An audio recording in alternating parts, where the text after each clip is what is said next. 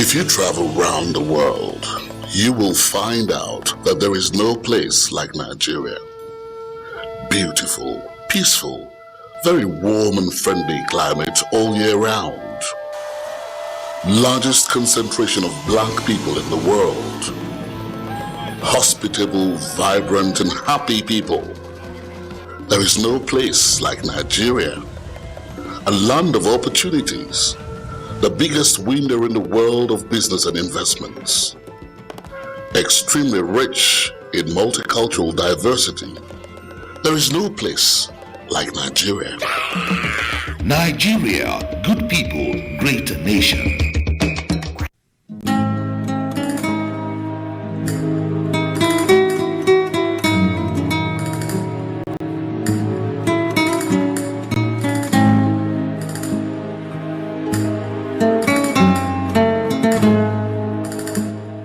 This is Mambila Plateau, a place in Nigeria endowed with enormous natural resources. The topography, the undulating plains, and exciting rock formations.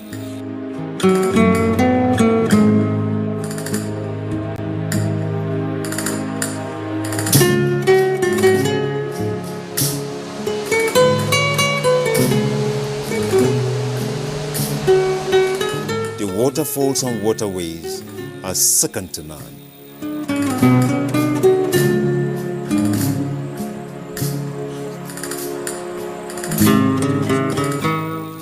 Said to be the highest point in Nigeria, Mambila Plateau is the home of the largest hydroelectricity project in West Africa.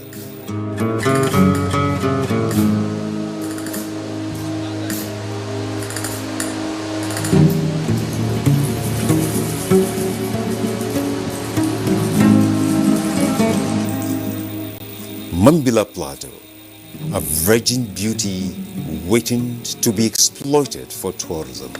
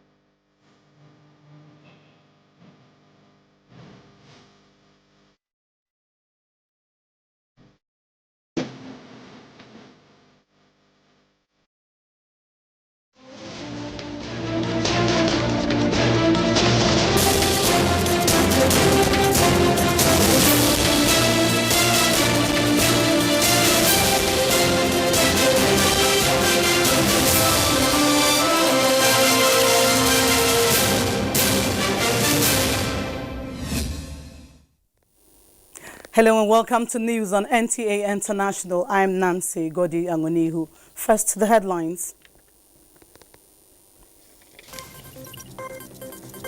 President Buhari engages members of Security Committee of Nigeria Governors Forum towards finding solution to security challenges nationwide.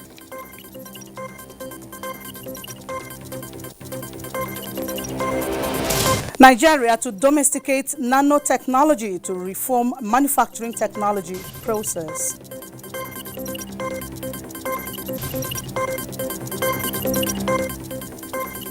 Coronavirus cases in the world top 20 million. Russia set to become first country to register a COVID-19 vaccine.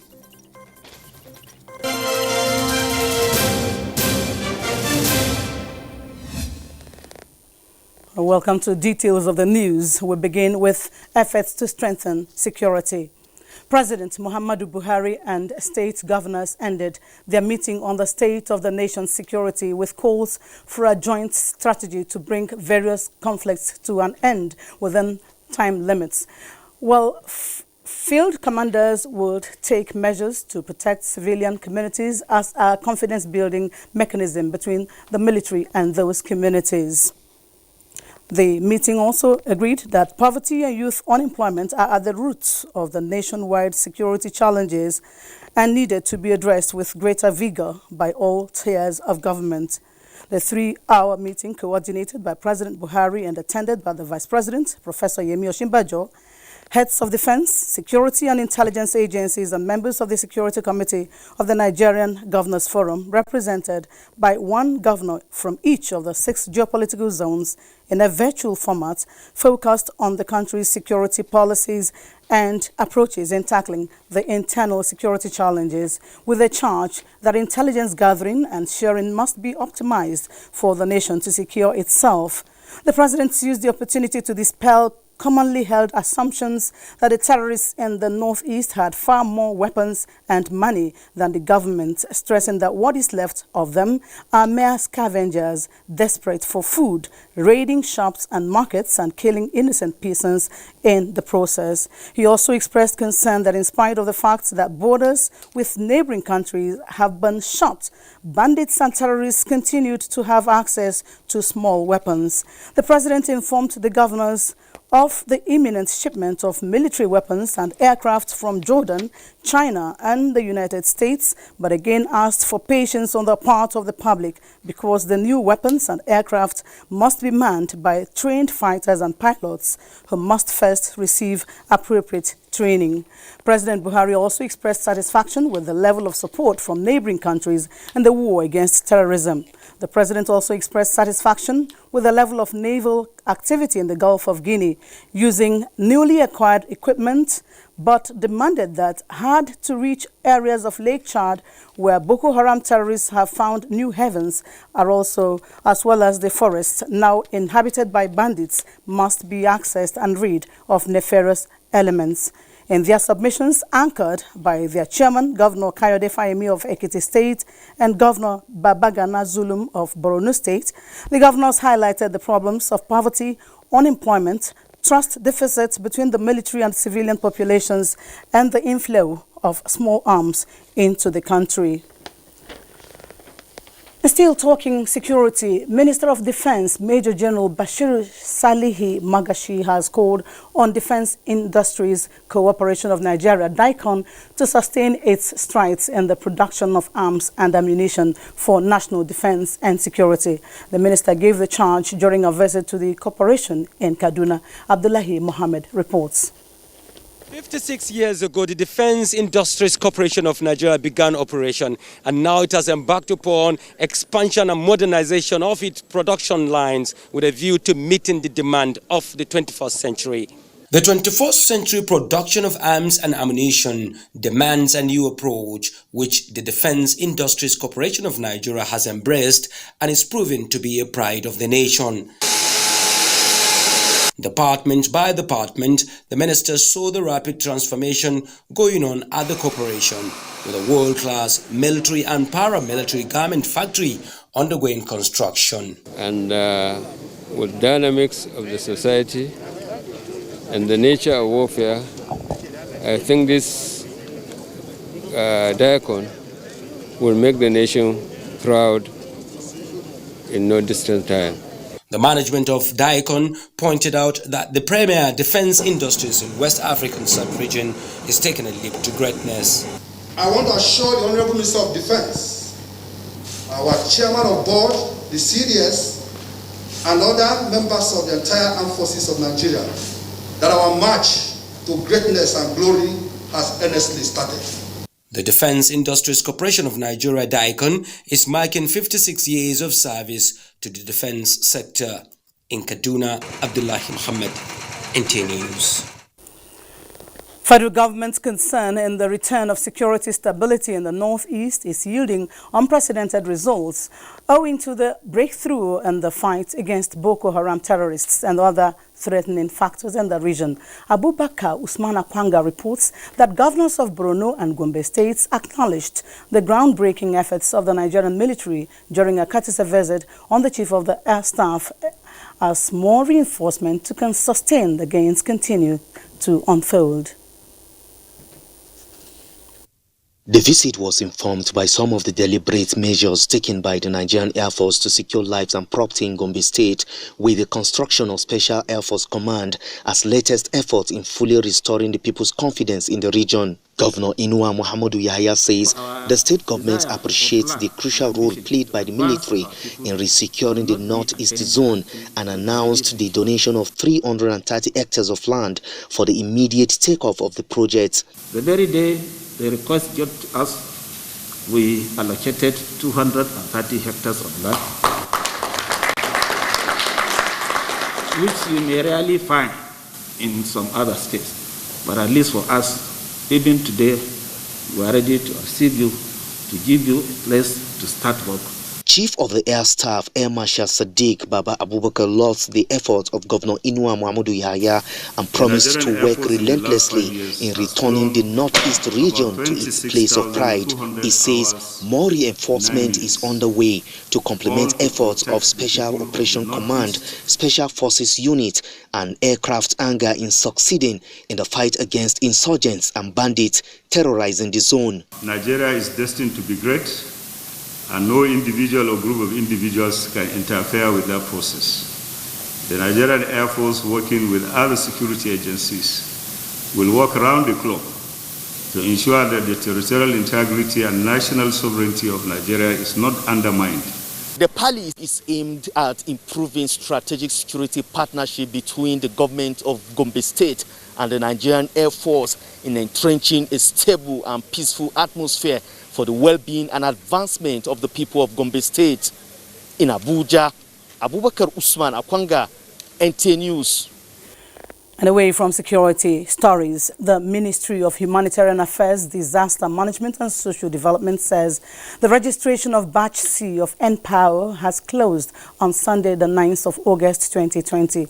The registration, which commenced on the 26th of June 2020, was initially scheduled to end on the 26th of July, but the ministry extended the date by 2 weeks to avail those that were unable to do so to apply.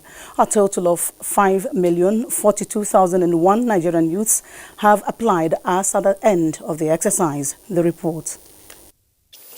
In a statement by the ministry, the registration, which commenced on the 26th of June 2020, was initially scheduled to end on the 26th of July, but the ministry extended the date by 2 weeks to avail those that were unable to do so apply.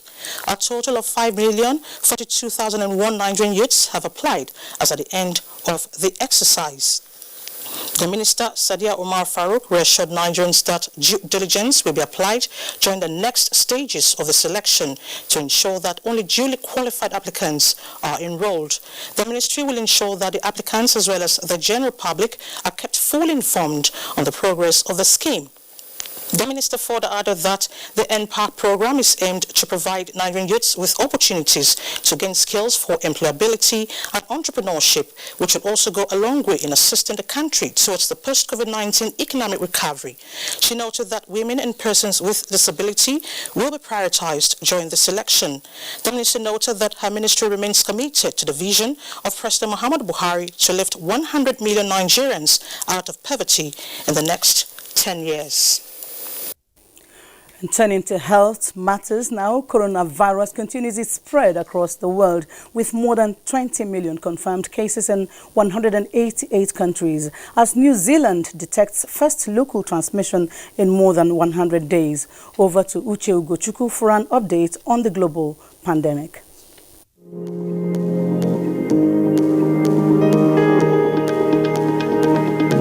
23,676 people have died from coronavirus complications on the African continent. Number of infections stands at 1,062,287, as shown on Worldometer coronavirus dashboard. Meanwhile, the Nigeria Center for Disease Control on Monday recorded 219 new cases of COVID-19 in the country, bringing the total number of positive cases to 46,867. Away from Africa, Russian President Vladimir Putin said a locally developed vaccine for COVID-19 has been given regulatory approval after less than 2 months of testing on humans. Mr. Putin said the vaccine had passed all the required checks, adding that his daughter had already received it. In another development, Scotland's First Minister Nicola Sturgeon said pupils returning to school was a major milestone in the fight against coronavirus, but warned parents not to go back to work. Meanwhile, the country confirmed an increase in number of cases by 52 from the previous day. And Auckland is back in lockdown after New Zealand detected its first locally transmitted coronavirus cases in more than 100 days. The world now has 6,336,893 active cases of COVID-19 from the 20,322,898 confirmed infections as at 6 p.m. Nigerian time. 13,245,533 patients have been successfully treated and discharged. That's it from here. I am Uche Ugochukwu.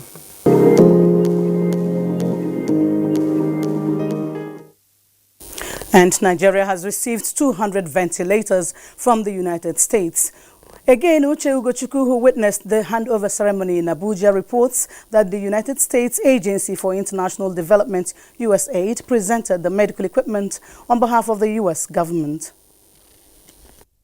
In recognition of the need for global support and solidarity in the fight against coronavirus pandemic, the U.S. President Donald Trump had in April 2020, through a telephone conversation with President Muhammadu Buhari, pledged to support Nigeria in her struggle to defeat the disease.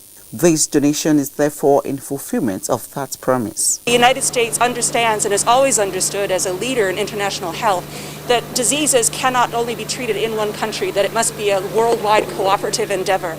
And that's why we're assisting other nations, even as we are working on the problem at home ourselves. The ventilators are particularly useful, and these ones that we have received here are very modern in that you can grade the pressure, and it is electronically controlled. Yes, so the use of ventilators and oxygen will reduce mortality. It is also expected to help in managing the 12,571 active cases of COVID-19 currently in the country and anticipated infections. The need for the U.S. to throw more support in the global efforts to develop vaccines and treatments for COVID-19 was stressed. Uche Ugochukwu, NTA News. Now, until such a time when a scientifically approved treatment regime or vaccine is available, the best approach to preventing COVID-19 remains the non-pharmacological interventions that have been outlined. National Coordinator, Presidential Task Force on COVID-19, Dr. Sani Aliyu stated this in a virtual colloquium on the appropriateness or inappropriateness of some pharmaceutical and non-pharmaceutical measures and protocols against COVID-19 in Abuja. Olainka Ojo reports. It is used to disinfect, spray or decontaminate paid cargo luggages. It performs non-contact detection, which can intuitively and accurately determine the abnormal body temperature. Opinion on trial of disinfectant machines that are said to be universally accepted. We wanted to do the booths for all our states, and it costs a lot of money. And when there are doubts, we need to bring people together. This is another anti-COVID-19 endeavor being led by the Joint Admissions and Matriculation Board, JAMB. A virtual colloquium with more than 300 participants from the academia, health, science and technology sectors from across the country. Adopt a science-based solution. The federal government is advocating effective risk communication, behavioral change, and the need to be very careful where monies are spent, just as it insists on proper sanitation and strict observance of protocols and guidelines. Soap and water remains far more effective than using a sanitizer. Why? Because if you use a sanitizer, if you have organic material, the organic material can interact with the alcohol and make it less effective. Avoiding politicization of the challenge and adopting scientific measures were suggested as ways of mitigating risks. Olainka Ojo, NTA News. You're watching the news on NTA International. We shall be back in just a moment with more reports. Don't go away.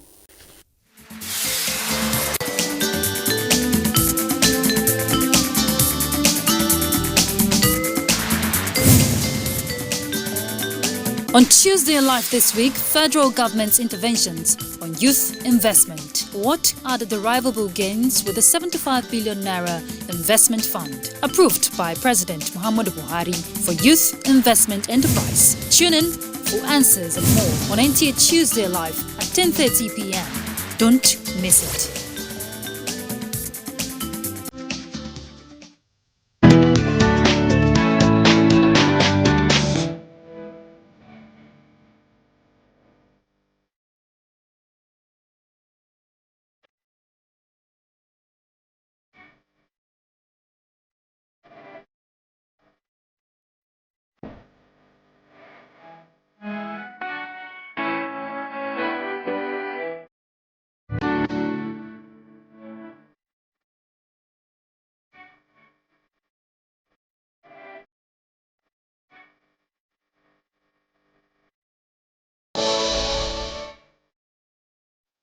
Thanks for staying there. Let's talk technological advancement. Nigeria is on the path to domesticating nanotechnology as an emerging technology set to revolutionize the manufacturing technology process so as to enhance the socio-economic development of the country. Minister of Science and Technology, Dr. Goddy-Anunihu, affirmed this when he received the report of the National Steering Committee on Nanotechnology Policy. He said that time had come when Nigeria must fully embrace and domesticate nanotechnology, as well as commence further research to enable the nation to be in a leadership role in the areas of technology, emphasizing the need to embrace the new technology in view of the country's rising population. That is not affected by nanotechnology. If we want to ensure that we have food security, energy security, that our manufacturing sector contributes substantially to our gross domestic products, our defense and security, our environment, all these and more. Medicine, the health services, nanotechnology is key. Now in the area of communication and space technology, nanotechnology is so critical that many of the advances that the world has recorded in the areas of space technology, communication technology could not have been possible without nanotechnology. This policy document was developed in consultation with development partners, universities, research institutes, ministries, departments and agencies, organized private sectors, professional bodies, and several experts in the nanotechnology activities. Sambo Abubakar, our former Director General of Energy Commission of Nigeria and member of the steering committee, stressed the need for Nigeria to invest massively in emerging technologies for the benefit of the country. Pursuant to resolutions from the February 2020 Convention on Biological Diversity in Rome, Italy, ECOWAS is recommending inclusion of biosafety concerns on the region and the formulation of the post-2020 Global Biodiversity Framework. In a virtual consultative meeting at the instance of Nigeria's Minister of Environment, the federal government is articulating the African position hinged on human health and ecosystem resilience. NTA Fineface reports. Global Biodiversity Framework pursues the vision of living in harmony with nature. This vision is guided by goals bordering on ecosystems, species and genetic diversity, contribution of nature to people and effective implementation of action plans. This is a key activity for the... This virtual consultation within the ECOWAS region is articulating inclusion of West Africa's peculiar environmental needs, like biodiversity loss, which contributes to insecurity plaguing member states in drafting of the Global Biodiversity Framework. Environmental issues are not localized. What happened today in Nigeria can affect Ghana, can affect Liberia, can affect other countries, and vice versa. So this consultation and collaboration will provide a level playing ground for the countries to understand what each other is doing. Action plans captured in the global framework include increasing natural ecosystems, preventing extinction of species, improving conservation status of nature, and maintaining genetic diversity. But we can take the ambitious road and work together as a sub-region to choose a different path, which is a path of conservation, restoration, transformation, and sustainable use of our biodiversity. Conversations at the meeting also consider sufficient financial resources, capacity building, use of technology, and the political will for its implementation when formulated. In Abuja, Onengiye Fine Face, NTA News. Now a peep into the business world, considering the current realities and the new normal in the world of trade and business. The Nigeria Office for Trade Negotiations, as part of its mandate, has floated a new policy document to act as a working document in ensuring robust trade engagement moving forward. Chimobi Walter Naji has more.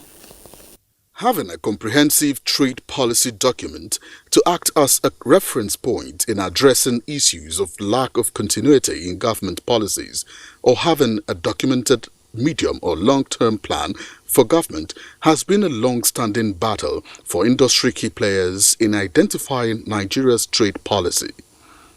This unveiling of a new Nigerian policy roadmap is aimed at facilitating free trade between Nigeria and other countries with a spelled-out policy directive for Nigeria. It is also a coordinated and coherent effort in trade negotiations to scale up local production in the manufacturing sector. It builds on the 2002 trade policy regime, capturing contemporary changes, developments, and recent COVID-19 challenges and issues. It's also guided by previous national development plans, structural adjustment programs in 1960s to 80s, and trade liberalization agreements 1990s to date, or the noughties, if you may call them that, the noughties to date. And then trade policy context is to recognize the important link between trade policy and industrial policy. The new roadmap will further play a vital role in formalizing the informal sector in Nigeria and ensure a long-term plan for government. In Abuja, I'm Chimobi Walter Naji, NTA News. Nigeria is seeking to activate a national disability data bank to facilitate social intervention programs for persons with disabilities in the country. A pilot scheme for the Federal Capital Territory, Abuja, will come on stream soon and will be replicated in all the 774 local government areas in the country. Kevin Ehunwaye reports. People with disabilities make up part of vulnerable persons in the society, but lack of appropriate data often makes it difficult for government intervention programs to reach all of them. A National Disability Data Bank being championed by the Office of the Senior Special Assistant to the President on Disability Matters is expected to assist relevant government and donor agencies to adequately plan for these members of our society. That this project is a local-based project, but with strong partnership with our friends at home and abroad. We have our technical partners, we have collaboration and synergy with all the MDAs, and of course, it's a commitment of Nigeria to developing a sector that has been ignored for too long. The data bank will also help to facilitate establishment of skills acquisition centers to meet specific needs of different categories of persons with disabilities. In Abuja, Kelvin Ehunwaye, NTA News. Would like to inform you, our viewer, that the earlier topic on NTA Tuesday Live, Taxation and Economy, Impact of Effective Tax System, has been shifted to a later date. Tonight, we shall be discussing the second part of the federal government's intervention on youth investment. We sincerely apologize for the sudden change in topic. And sports, as we wrap up, fans look forward to UEFA Champions League